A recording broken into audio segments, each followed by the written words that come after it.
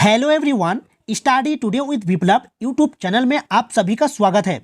आज के इस वीडियो में क्लास 10 के साइंस के टॉप 30 बीवीआई क्वेश्चन को देखने वाले हैं। ये क्वेश्चन आने वाले फाइनल एग्जाम के लिए मोस्ट इम्पोर्टेंट क्वेश्चन है। सारे के सारे क्वेश्चन सिलेक्टेड है और एग्जाम ओरिएंटेड क्वेश्चन है। जिस टाइप के क्वेश्चन एग्जाम में पूछा जाता है उसी टाइप के सारे क्वेश्चन आपको इस वीडियो में देखने को मिलेगा। वीडियो को दोस्तों में शेयर करिएगा, लाइक करिएगा। तो चलिए शुरू करते हैं। पहला क्वेश्चन गिवन है, निम्न में से कौन सा पदार्थ लेंस बनाने के लिए प्रयुक्त नहीं किया जा सकता?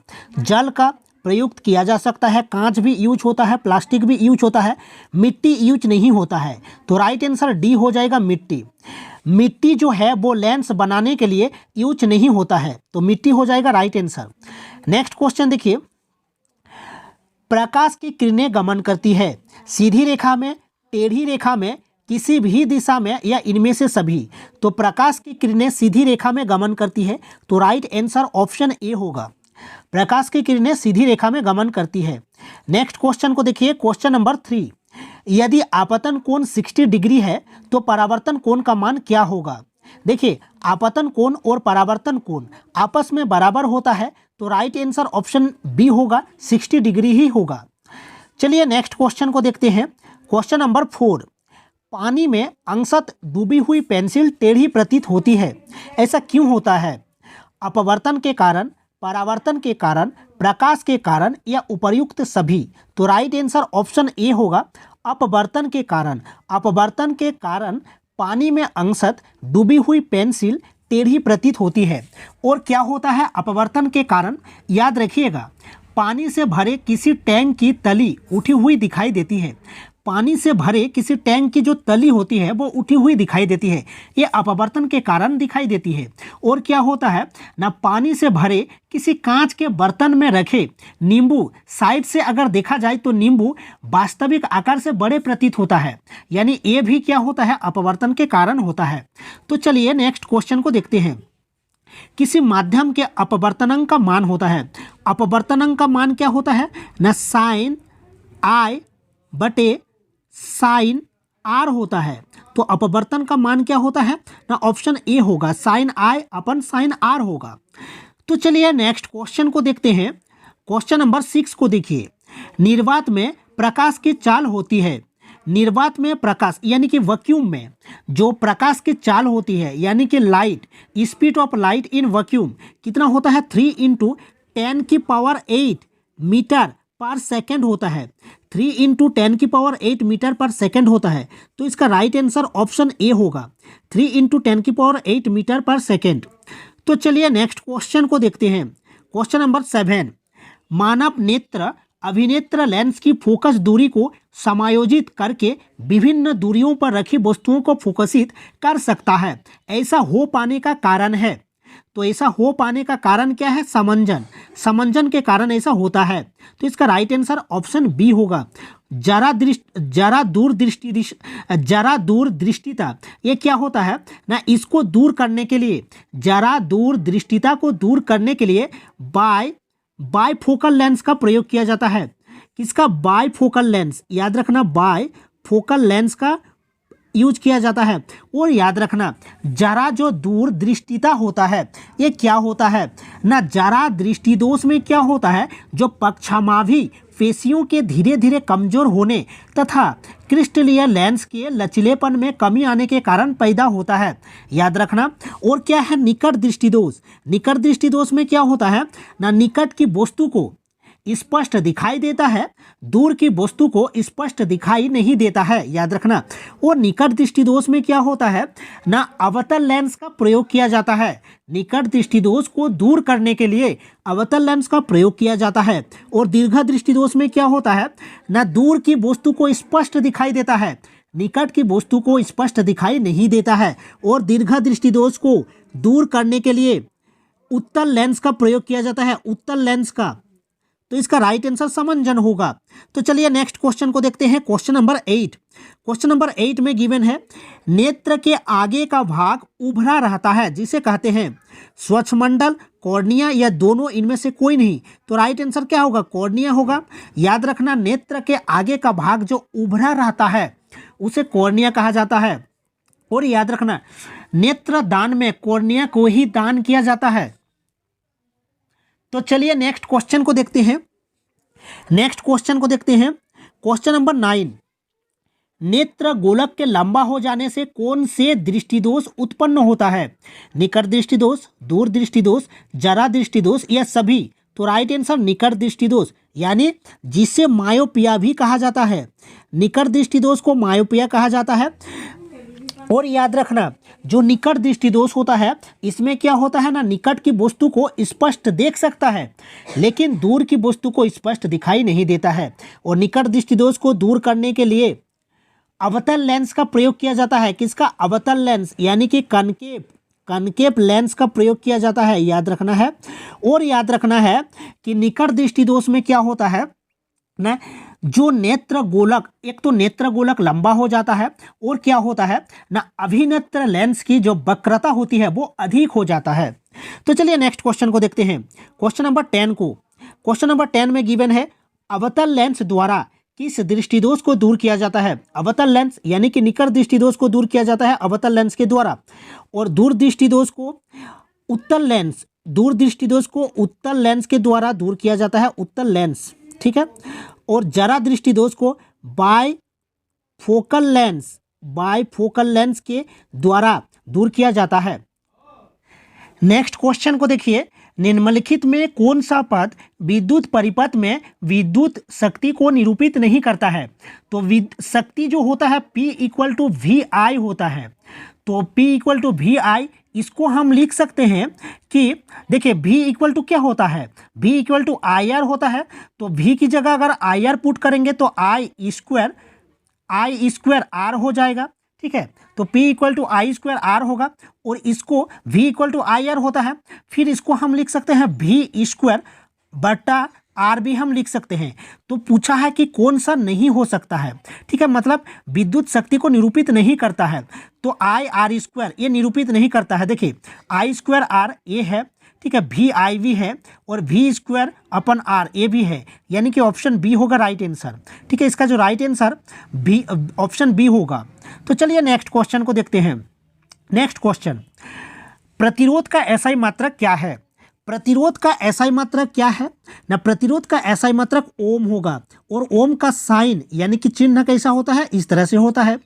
तो चलिए हम ऑप्शन को भी डिस्कस कर देते हैं। तो जूल यानी कि कार्य का एसआई मात्रक जूल होता है और ऊर्जा का एसआई मात्रक भी जूल होता है। कूलम यानी कि विद्युत आवेश का एसआई मात्रक कूलम होता है। और Q = IT होता है, इस फॉर्मूला को भी याद रखिएगा, ठीक है। Q = IT होता है। और वाट यानी कि विद्युत शक्ति का एसआई मात्रक वाट होता है, विद्युत शक्ति का एसआई मात्रक वाट होता है। तो इसका राइट आंसर ऑप्शन सी होगा, ओम। चलिए नेक्स्ट क्वेश्चन को देखते हैं। क्वेश्चन नंबर 13, विद्युत चुंबकीय प्रेरण की परिघटना। विद्युत चुंबकीय प्रेरण की परिघटना, तो इसका राइट आंसर ऑप्शन सी होगा, यानी कि कुंडली तथा चुंबक के बीच अपेक्षित गति के कारण कुंडली में प्रेरित विद्युत धारा उत्पन्न करना। तो इसका राइट आंसर ऑप्शन सी होगा। तो चलिए नेक्स्ट क्वेश्चन को देखते हैं। क्वेश्चन नंबर 14 को देखिए। गर्म जल प्राप्त करने के लिए सौर जल तापक का उपयोग किस दिन नहीं कर सकते? धूप वाले दिन कर सकते हैं, बादलों वाले दिन ये नहीं कर सकते। ऑप्शन बी होगा राइट आंसर, ठीक है। बादलों वाले दिन में हम नहीं कर सकते। तो क्वेश्चन नंबर 14 का जो राइट आंसर ऑप्शन बी होगा। गर्म जल प्राप्त करने के लिए सौर जल तापक का उपयोग किस दिन नहीं कर सकते? ना बादलों वाले दिन में। नेक्स्ट क्वेश्चन देखिए, रासायनिक अभिक्रिया में भाग लेने वाले पदार्थ को क्या कहते हैं? तो रासायनिक अभिक्रिया में भाग लेने वाले पदार्थ को अभिकारक कहते हैं। चलिए एग्जांपल के थ्रू समझते हैं। जैसे NaOH + HCl क्या होगा? अगर NaOH + HCl NaCl होगा, NaCl + H2O होगा, यानी कि NaOH सोडियम हाइड्रोक्साइड होता है, और HCl ये दोनों क्या है, ये दोनों अभिकारक है, ये दोनों अभिकारक है। फिर ये उत्पाद है, यानी कि NaCl और H2O ये उत्पाद है, यानी कि NaOH प्लस HCl ये अभिकारक है, और NaCl और H2O ये उत्पाद है। तो चलिए नेक्स्ट क्वेश्चन को देखते हैं। नेक्स्ट क्वेश्चन देखिए 16। श्वसन किस प्रकार की रासायनिक अभिक्रिया है? संयोजन, ऊष्माक्षेपी, ऊष्माशोषी या इनमें से कोई नहीं।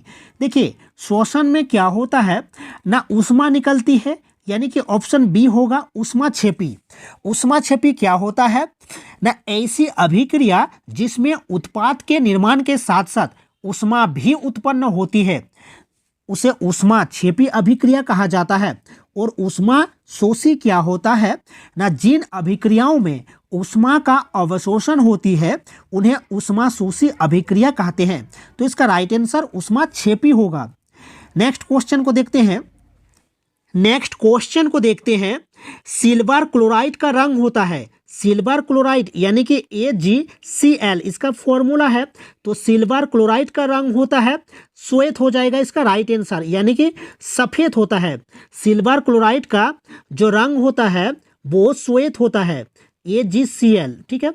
और एक क्वेश्चन पूछता है कि सूर्य के प्रकाश की उपस्थिति में जो सिल्वर क्लोराइड है इसका श्वेत रंग क्या हो जाता है ना, धूसर रंग में परिवर्तित हो जाता है। किसमें? धूसर रंग में। याद रखना, सूर्य के प्रकाश की उपस्थिति में सिल्वर क्लोराइड का श्वेत रंग धूसर रंग में परिवर्तित हो जाता है। ये क्वेश्चन पूछा जाता है, तो इसका राइट आंसर ऑप्शन ए होगा। चलिए नेक्स्ट क्वेश्चन को देखते हैं, क्वेश्चन नंबर 19 को। निम्न में कौन सा कथन सही नहीं है? तो चलिए देखते हैं। NaOH क्या है? एक बेस है, यानी कि क्षार है। तो क्षार क्या करता है ना, लाल लिटमस पत्र को नीला कर देता है, लाल लिटमस पत्र को नीला कर देता है, अर्थात ये सही है, ठीक है। HCl क्या है? HCl जो है एक अम्ल है, अम्ल क्या करता है ना, नीले लिटमस पत्र को लाल कर देता है, यानी कि ऑप्शन बी भी सही है, ऑप्शन ए भी सही है। और ऑप्शन डी को देखिए, मेथिल ऑरेंज एक कृत्रिम सूचक है, तो ए भी सही है, यानी कि एक कौन सा गलत है? ऑप्शन सी जो होगा ये गलत होगा, ठीक है। तो इसका राइट आंसर ऑप्शन सी होगा, यानी कि ग्लूकोज लाल लिटमस पत्र को नीला कर देता है, ये गलत है। तो चलिए नेक्स्ट क्वेश्चन को देखते हैं, क्वेश्चन नंबर 20। देखिए ग्लूकोज का जो फॉर्मूला है इसको याद रखिएगा, C6H12O6। ये परीक्षा के लिए बहुत ही इंपॉर्टेंट है, ग्लूकोज का जो फॉर्मूला है। तो चलिए नेक्स्ट क्वेश्चन को देखते हैं, क्वेश्चन नंबर 20 को। निम्न में से किस पदार्थ का pH मान 7 से अधिक होता है? तो 7 से जो अधिक होता है वो क्षार होता है, यानी कि देखिए pH मान अगर 7 से ज़्यादा होगा तो ये क्या होगा? क्षार होगा, ठीक है।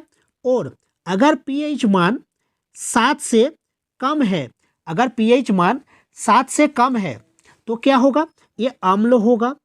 और अगर pH मान 7 के बराबर होगा तो वो उदासीन होगा। तो चलिए क्वेश्चन को देखते हैं। निम्न में किस पदार्थ का pH मान 7 से अधिक है? जठर रस का pH मान कितना होता है? 1.2 होता है। नींबू का 2.2 होता है pH मान। शुद्ध जल का 7 होता है। रक्त का कितना होता है? 7.4 होता है। तो इसका राइट आंसर ऑप्शन ए होगा। निम्न में किस पदार्थ का pH मान 7 से अधिक होगा? तो रक्त होगा, ब्लड होगा। तो चलिए नेक्स्ट क्वेश्चन को देखते हैं, क्वेश्चन नंबर 21।